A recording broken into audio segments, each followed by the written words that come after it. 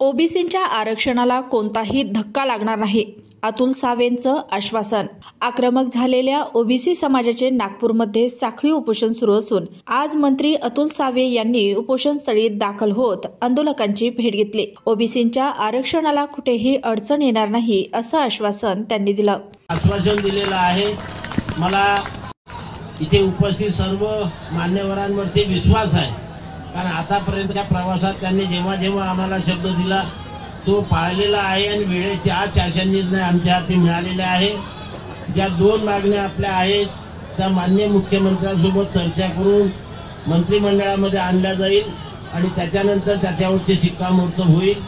आता उपसमिती सुद्धा झालेली आहे।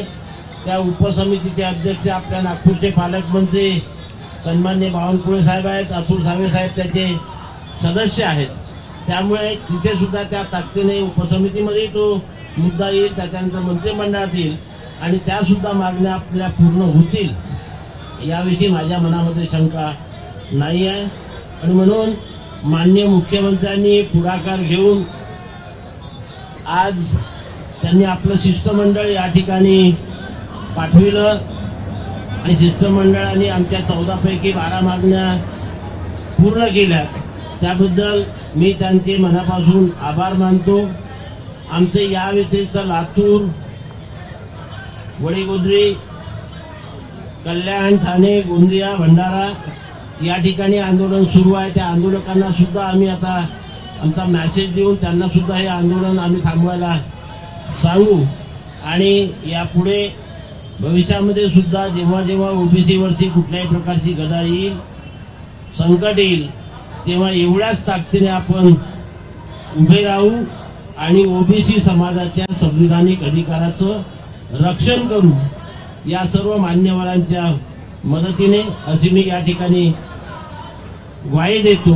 आणि इथे नागपूरला सुरू असलेलं हे उपोषण आताच या ठिकाणी मान्य साहेबांच्या हस्ते आम्ही ते थांबवतो आणि महाराष्ट्रातील इतर ठिकाणी सुरू असलेलं आंदोलन सुद्धा थांबविण्याच्या सूचना आम्ही सर्व आमच्या पदाधिकाऱ्यांना देतो।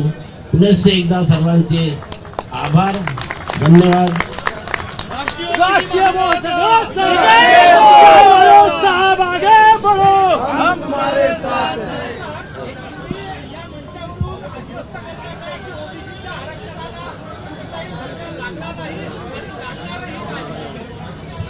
माझी आपल्या सगळ्यांना विनंती आहे, जो GR काढलेला आहे त्या GR मध्ये क्लिअर कट आहे की जो हैदराबादच्या गॅझेटमध्ये ज्यांचं नाव त्याच्यामध्ये त्यांनाच मिळणार आहे, त्याच्यामुळे कुठल्याही प्रकारचा आरक्षणामध्ये ओबीसीला कुठल्याही प्रकारचा धक्का लागणार नाही।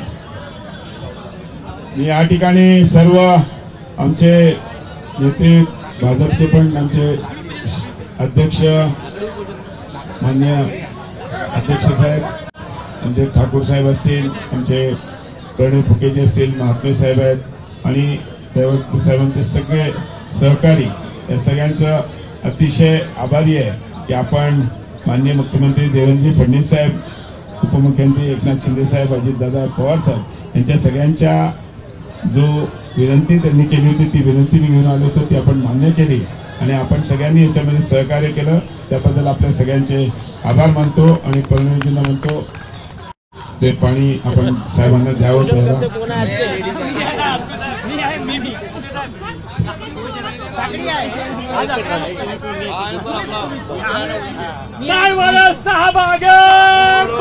एक मिनिट असं नको।